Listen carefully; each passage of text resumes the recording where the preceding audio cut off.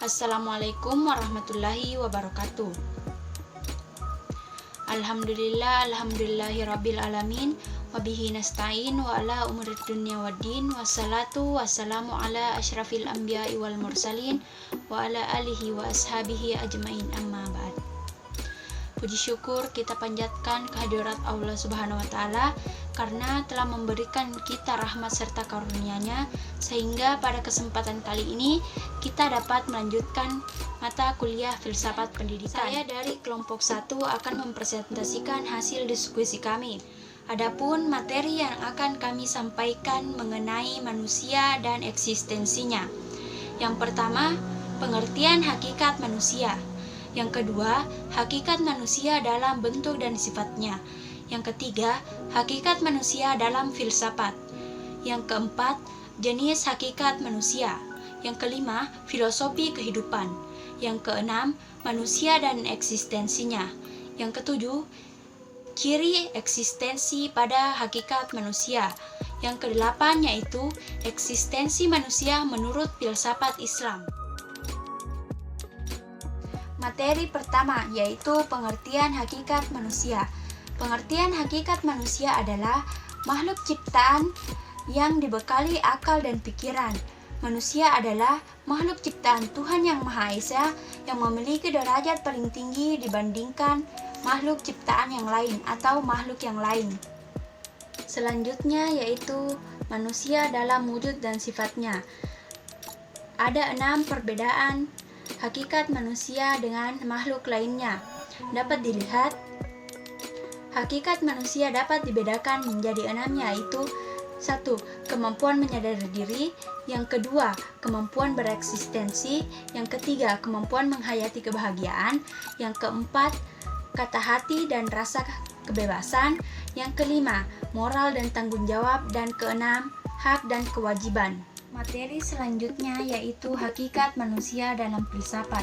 Dapat diketahui menjadi 4 bagian, yaitu yang pertama, manusia sebagai makhluk yang memiliki tenaga dalam yang dapat menggerakkan hidupnya untuk memenuhi kebutuhan-kebutuhannya.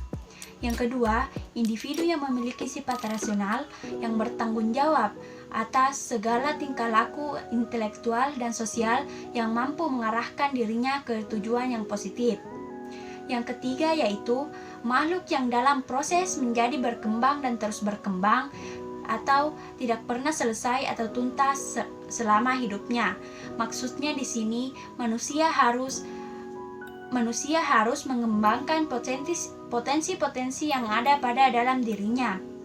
Yang keempat yaitu makhluk Tuhan, yang berarti ia adalah makhluk yang mengandung kemungkinan sifat baik atau jahat pada dalam dirinya. Selanjutnya yaitu jenis hakikat manusia. Jenis hakikat manusia dibagi menjadi 3 bagian, yaitu pertama, manusia sebagai makhluk berpengetahuan. Berbeda dengan makhluk lainnya, manusia lahir dengan potensi kodratnya berupa cipta, rasa, dan karsa. Cipta adalah kemampuan spiritual yang secara khusus mempersoalkan tentang nilai kebenaran, sedangkan rasa adalah kemampuan spiritual yang secara khusus mempersoalkan tentang keindahan, sedangkan karsa adalah kemampuan spiritual yang secara khusus mempersoalkan tentang kebaikan. Yang kedua yaitu manusia sebagai makhluk berpendidikan. Sejak lahir, manusia sudah terlibat di dalam kegiatan pendidikan karena pada dasarnya manusia dijaga, dirawat, dididik, serta dilatih oleh orang tuanya, keluarganya, dan masyarakat supaya meningkatkan kemandirian dan kemampuan pada dirinya sampai kemudian dia menjadi dewasa. Yang ketiga, manusia sebagai makhluk berkebudayaan. Artinya, manusia mendukung kodrat untuk senantiasa mendorong hubungan antara dirinya sendiri dan hubungan dengan orang lain secara berkeadilan. Dalam hal ini, dikarenakan di dalam jiwa manusia terdapat potensi atau karsa yang cenderung bergerak bebas dan bergerak dinamis tanpa mengenal batas, maka manusia wajib membangun moral di dalam berperilaku. Selanjutnya, ciri-ciri eksistensi atau keberadaan diri, yaitu pertama, ketenangan dan kedamaian, kedua, kesadaran diri, ketiga, kepercayaan diri, keempat, harga diri, kelima, kesadaran akan peran, keenam, kesadaran akan keunikan diri, ketujuh, daya tarik pribadi, kedelapan, kesadaran akan keunikan diri, kesembilan, konsistensi terhadap kehidupan. Filosofi kehidupan. Realitas kehidupan ini syarat persoalan berjenis, berbentuk, dan bersifat heterogen. Tetapi, secara filosofi, persoalan tersebut dapat disederhanakan menjadi 3 titik saja. Yang pertama, titik asal mula yang ditandai dengan peristiwa kelahiran. Yang kedua, titik tujuan yang ditandai dengan peristiwa kematian. Yang ketiga, titik eksistensi berupa garis lurus perjalanan kehidupan manusia yang menghubungkan antara kedua titik terdahulu. Jadi, titik eksistensi berposisi di antara titik awal asal mula dan titik tujuan, berfungsi menjembatani kedua titik tersebut. Di sepanjang garis eksistensi inilah berbagai macam persoalan kehidupan tumbuh dan berkembang. Ketika membahas tentang manusia, kita tidak bisa lepas dari esensinya, begitu pula dengan eksistensinya. Dari sekilas yang terlihat dari manusia adalah hanya fisiknya, namun tidak bisa dipungkiri bahwa fisik manusia tidak bisa dipisahkan dari keberadaan jiwa di dalamnya. Jiwa dan tubuh akan saling berkolaborasi dalam eksistensinya.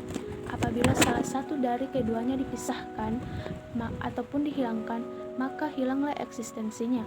Contohnya, apabila tubuh tanpa jiwa, maka tubuh akan kosong dan tidak bisa berbuat apa-apa.